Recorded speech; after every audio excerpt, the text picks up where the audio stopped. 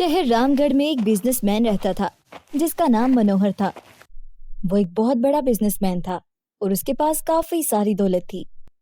उसकी पत्नी नंदिनी अच्छे संस्कार वाली थी, मगर वो बहुत सांवले रंग की वजह से सुंदर नहीं लगती थी, इसलिए मनोहर उसे पसंद नहीं करता था। हालांकि उसका एक प्यारा सा बेटा विक्रम भी था, मगर मनोहर ने दूसरी शादी एक बेहद सुंदर लड़की पारो से कर ली। पारो इतनी सुंदर थी कि नंदिनी उसके सामने नौकरानी लगती। मनोहर अब पहली पत्नी को छोड़कर दूसरी पत्नी पारो को ज्यादा वक्त देता था। वो उसे बाहर घुमाने और शॉपिंग कराने भी ले जाता, जिस पर नंदिनी दुखी हो जाती और कहती, काश मैं भी पारो की तरह सुंदर और गोरी होती तो मनोहर मुझे भी अपने साथ बाहर घुमाने और शॉपिंग कराने ले जाता, मगर मैं तो इतनी काली हूँ कि मनोहर को मुझे साथ ले जाते हुए भी शर्म आती है। ये बात ठीक ही थी, क्योंकि मनोहर अपनी पत्नी नंदिनी की काली रंगत की वजह से उसे कहीं भी साथ ले जाते हुए शर्मिंदगी महसूस करता था। अब घर पर धीरे धीरे पारो का कंट्रोल बढ़ रहा था। वो सारे घर का कब्जा अपने हाथ में रखती थी, क्योंकि उसे मनोहर का साथ हासिल था। वो सारा दिन सोफे पर बैठकर हुक्म चलाती रहती थी और नंदिनी से सारे घर का काम करवाती। तुम तो शक्ल से ही नौकरानी लगती हो, अब घर के सारे काम तुम ही करोगी, क्योंकि मनोहर तो मुझे किसी काम को हाथ भी नहीं लगाने देते। नंदिनी बेचारी ये सुनकर और दुखी हो जाती, क्योंकि वो जानती थी कि इस घर में पारो के आ जाने के बाद वो नौकरानी ही बन गई थी। अब इसे इसी तरह जिंदगी गुजारनी थी। समय बीतता गया और पारो भी एक बेटी की माँ बन गई। उसकी बेटी तनुजा भी अपनी माँ की तरह सुंदर थी। धीरे धीरे इसकी बेटी भी नंदिनी और अपने सौतेले भाई के साथ अच्छा सलूक ना करती, क्योंकि वो अपनी माँ की देखा देखी उन्हें अपना नौकर समझने लगी थी। एक दिन नंदिनी के बेटे विक्रम से पारो की बेटी तनुजा ने कहा, तुम और तुम्हारी मम्मी तो हमारे नौकर हो, इसलिए तुम भी घर के कामों के साथ साथ मेरे काम भी किया करो। ये सुनकर विक्रम को गुस्सा आ गया और उसने तनुजा को खरी खोटी सुना दी। उसकी खरी खोटी सुनकर तनुजा रोते हुए पारो के पास पहुंची और उसे सारी बात बताई। अपनी बेटी को रोते देखकर पारो को बहुत गुस्सा आया। उसने नंदिनी और उसके बेटे विक्रम को फौरन बुलाया और कहने लगी, अरे ओ नंदिनी, तुम्हारे बेटे की इतनी जुर्रत के मेरी बेटी को बातें सुनाए। तुम लोग अपनी औकात भूल गए हो क्या?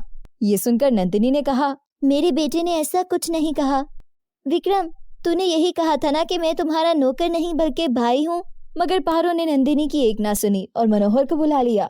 मनोहर ने सारी बातें सुनकर नंदिनी और विक्रम से कहा कि वो पारो और तनुजा से माफी मांगे, मगर विक्रम ने कहा, मैं हरगिज माफी नहीं मांगूंगा। उसकी बात सुनकर मनोहर को बहुत गुस्सा आया और उसने विक्रम को थप्पड़ मार दिया और घर से निकल जाने को कहा। नंदिनी ने अपने बेटे विक्रम को साथ लिया और घर से बाहर निकल आई। जब वो अपने बेटे के साथ सड़क पर खड़ी सोच रही थी कि अब वो कहाँ रहेंगे, तो अचानक एक कार उनके पास आकर रुकी और उसमें बैठी एक बुढ़िया ने उन्हें लिफ्ट दे दी। जब बुढ़िया ने इससे परेशानी की वजह पूछी तो नंदिनी ने रोते हुए सारे हालात बता दिए। बुढ़िया ने उसे तसल्ली दी, तुम दोनों मेरे घर चलो, मेरे पास बहुत बड़ा घर है, लेकिन मेरी कोई औलाद नहीं है।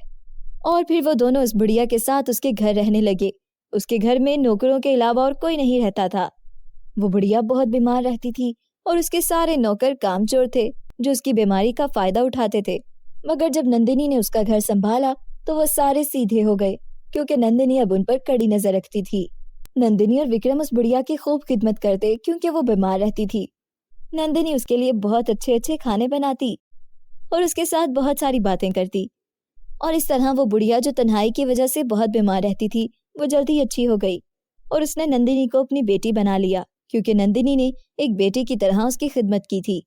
वो नंदिनी से अक्सर कहती, नंदिनी, कौन कहता है कि तुम सुंदर नहीं हो? तुम बहुत सुंदर हो, क्योंकि तुम्हारा दिल बहुत सुंदर है।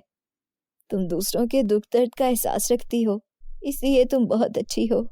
फिर समय आगे बढ़ता रहा। नंदिनी के बेटे विक्रम ने अपनी तालीम मुकम्मल कर ली और इसे बहुत अच्छी जॉब मिल गई। नंदिनी के अच्छे दिन शुरू हो चुके थे, मगर दूसरी तरफ मनोहर और पारो के बुरे दिन शुरू हो गए, क्योंकि वो दोनों दौलत और हुस्न के घमंडी थे और उन्होंने नंदिनी के साथ बहुत बुरा सलूक किया। उन्हें उनके बुरे कर्मों का फल मिल रहा था। मनोहर को अपने बिजनेस में बहुत बड़ा नुकसान हो गया, जिसकी वजह से उसे हार्ट अटैक हो गया और वो बिस्तर पर आ गया। उसकी बीमारी पर सारा पैसा खत्म हो गया और पारो और उसकी बेटी तनुजा के पास कुछ न रहा। उनका घर बिक गया और उन्हें खाने के लाले पड़ गए। सच है, जैसा करोगे वैसा भरोगे। अगर कल वो दौलत के घमंड में आकर नंदिनी से बुरा सलूक ना करते तो आज उनके साथ भी बुरा ना होता।